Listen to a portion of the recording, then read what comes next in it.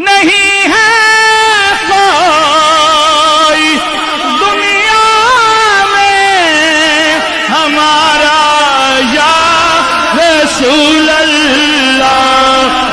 عشق کے معاملے میں سوچا جائے تو عشق کمزور ہوتا ہے، وہاں سوچنے سمجھنے کی اجازت ہوتی نہیں۔ سوچنا سمجھنا تھا کلمہ پڑھنے سے پہلے، اب تو پڑھ لیا، اب سوچنے کا نہیں، اب عمل کرنے کا وقت ہے۔ اب جناب بلال پر سختی شروع ہوئی، مارنا شروع ہوئے۔ کس کس انداز میں مارا؟ لوہے کی سلاخیں پہنا کر عرب کی تپتی ہوئی ریت پہ لٹا دیا۔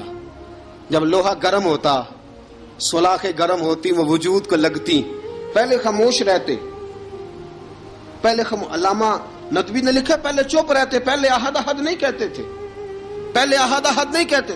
جب تکلیف بڑھ جاتی نا تو پھر زبان سے نکلتا احد احد احد، وہ وحدہ لا شریک ہے، وہ وحدہ لا شریک ہے۔ جب تکلیف بڑھتی پھر امیہ کیا کرتا؟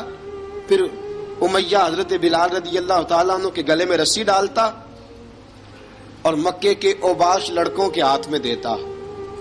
مکے کی گلیوں میں کبھی کسی پاگل کو آپ گزرتے دیکھو نا، لڑکے اسے چھیڑ رہے ہوں، آپ کو پتا ہے وہ پاگل ہے، اس نے زیادتی بھی کی ہے، لڑکے چھیڑتے ہوں تو بزرگ اور سیانے لوگ منع کرتے ہیں، کہتے ہیں بدتمیزوں نہ کرو، وہ تو بیچارہ دیوانہ ہے، وہ تو پاگل ہے۔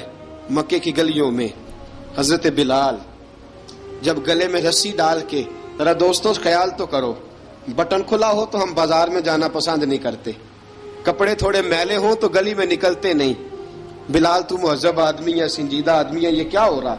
حضرت بلال کے گلے میں رسی ڈال کے نا جب مکے کی گلیوں میں وہ نوجوان دوڑایا کرتے تھے، حضرت بلال رضی اللہ تعالیٰ عنہ کے قریب سے گزرتے تو گزرنے والے بھی عجیب بات کرتے، کوئی کہتا ذرا اور کلمہ پڑھ، کوئی کہتا بلا اب اپنے خدا کو تجھے بچائے، کوئی کہتا بلال تجھے کیا ضرورت پڑی تھی یہ سارا کچھ کرنے کی۔ ایک آدمی آیا کہنے لگا بلال اگر تیرا رب سچا ہے، تیرے رسول سچے ہیں، پھر تجھے بچاتے کیوں نہیں؟ پھر تجھے بچاتے کیوں نہیں؟ جب تو اتنا مخلص مومن ہے اور اتنا تیرے اندر خلوص پایا جاتا ہے تو وہ آتے کیوں نہیں تیرے دفاع کے لیے؟ وہ تیرے لیے ڈھال کیوں نہیں بنتے؟ حضرت بلال حبشی کا جواب بڑا زبردست تھا۔ جناب بلال کہنے لگے میں مخلص تو ہوں، میرا رب قادر بھی ہے، لیکن فرمایا جب تم جاتے ہو نا بازار میں برتن خریدنے، مٹی کا برتن لینا ہو تو ذرا ٹھوک بجا کے چیک کرتے ہو کچا ہے کہ پکا ہے۔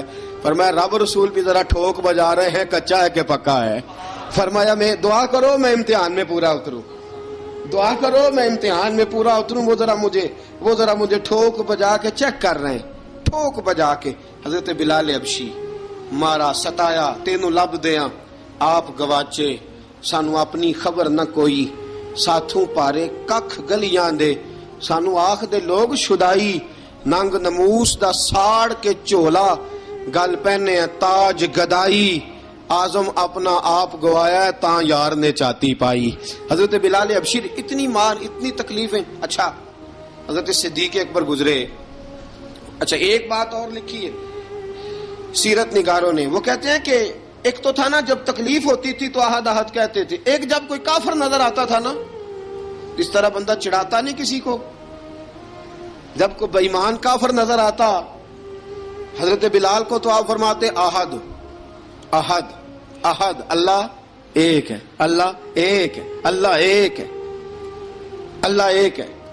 جب کوئی نظر آتا اب وہ مارتا، پھر آہستہ آہستہ وظیفہ پاک گیا، پھر سارا دن احد احد چلتا رہتا، سارا دن احد احد چلتا رہتا۔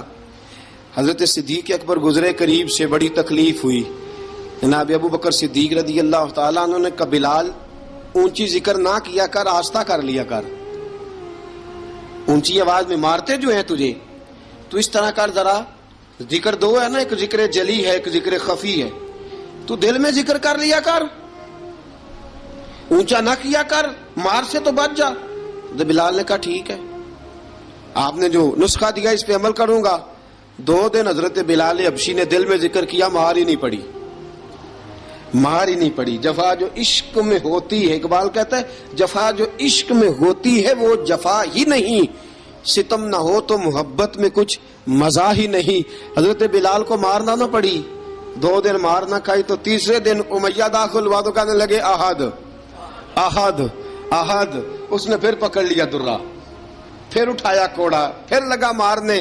جناب حضرت بلال حبشی رضی اللہ تعالیٰ عنہ کو مار پڑ رہی ہے، جناب صدیق اکبر گزرے، کہا بلال تجھے منع کیا تھا، تو پھر شروع ہو گیا ہے۔ کہا حضور آہستہ ذکر کرنے میں مزہ ہی نہیں آتا، یہ مجھے مارتے نہیں، کسی کو کیا پتا چلے گا کہ بلال پہ سختیاں ہو رہی ہیں۔ حضرت بلال حبشی، اب سیدنا صدیق اکبر فرماتے ہیں کہ رسول پاک گزرے، بلال کو مار پڑ رہی تھی، میرے حبیب پاک کی آنکھوں میں آنسو آ گئے۔ بے خبر ہو جو غلاموں سے وہ آقا کیا ہے، حضور کی آنکھوں میں آنسو، اور حضور نے دعا فرمائی کہ یا اللہ میرے بلال کو نجات دے دے، یا اللہ میرے بلال کو نجات دے دے۔ رسول پاک یہ کہہ کے گزر گئے، ایک کونے میں، حرم شریف کے کونے میں بیٹھ کے رسول پاک رو رہے ہیں۔ جناب صدیق اکبر نے کہا حضور کیا ہوا؟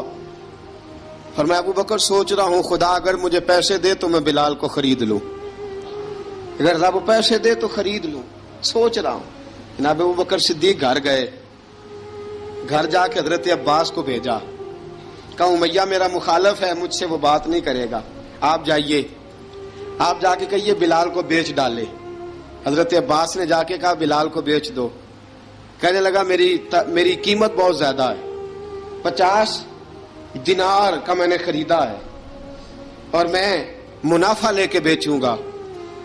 حضرت عباس نے آ کے جناب صدیق اکبر کو بتایا تو ابو بکر صدیق فرمانے لگے چل مجھے ساتھ ہی لے جا، دیکھ لیتے۔ پہنچے، جب ابو بکر صدیق کو آتے دیکھا نا تو چڑ گیا، کہنے لگا ابو بکر اگر تو بلال کو خریدنا چاہے تو وہ جو تیرے پاس رومی غلام ہے وہ مجھے دینا پڑے گا، 2 لونڈیاں اس کے ساتھ دینی پڑیں گی، اور یہ 50 دینار کا ہے، میں تجھ سے 2000 دینار لوں گا، 50 دینار کا ہے 2000 دینار لوں گا۔ حضرت صدیق اکبر رضی اللہ تعالیٰ عنہ نے فرمایا مجھے منظور ہے، مجھے منظور ہے، منظور ہے مجھے۔ تو ابو بکر صدیق نے وہ تینوں غیر مسلم غلام لیے، 2000 دینار لیے۔ حضرت عباس نے بھی کلمہ نہیں پڑھا تھا، کہنے لگے ابو بکر تو کامیاب تاجر ہے، کیا کرنے لگے ہو؟ تو حضرت ابو بکر صدیق کہنے لگے آپ نے بھی کلمہ نہیں پڑھا، آپ کو اس سودے کا پتہ نہیں، آپ ابھی اس لذت آشنائی سے واقف نہیں، آپ نے بھی یہ ذائقہ چکھا نہیں، آپ ابھی اس راہ سے گزرے نہیں، آپ کو پتہ نہیں یہ بھی ایک ذائقہ ہے، یہ بھی ایک سودا ہے، یہ بھی ایک لذت ہے، یہ بھی ایک گہرائی ہے، یہ بھی ایک مزہ ہے، اس کا بھی آپ کو علم نہیں، آپ نے کلمہ نہیں نہ پڑھا۔ محبت کو سمجھنا ہے تو نہ سے خود محبت کر، کنارے سے کبھی اندازہ طوفان نہیں ہوتا۔ فرمایا ابھی تو راہ گزر میں ہے، کہتے مقام سے گزر، ابھی ذرا آگے چلیں گے نا، جب آپ کلمہ پڑھیں گے تو آپ کو پتہ چلے گا۔ حضرت سیدنا بلال حبشی کو لینے کے لیے صدیق اکبر پہنچے، 2000 دینار، 3 غلام پڑھے لکھے سیانے سمجھدار، جب دیے نا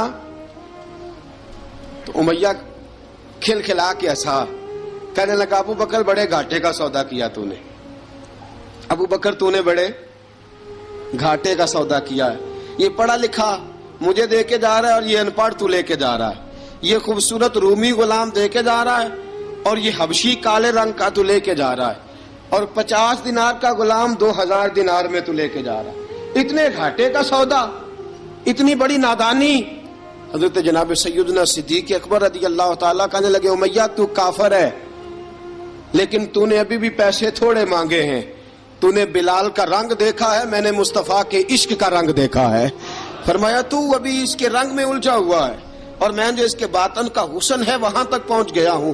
حضرت سیدنا بلال حبشی رضی اللہ تعالیٰ عنہ ساتھ کھڑے، جناب ابو بکر صدیق رضی اللہ تعالیٰ عنہ نے ارشاد فرمایا اگر میں یمن کا حکمران ہوتا، یمن کا بادشاہ ہوتا، اور تو مجھے کہتا کہ بلال میں تب دوں گا جب تو مجھے یمن کی حکمرانی دے گا، فرمایا میں تجھے یمن کی حکمرانی بھی دے دیتا لیکن بلال کو ضرور خرید کے لے جاتا۔ حضرت بلال حبشی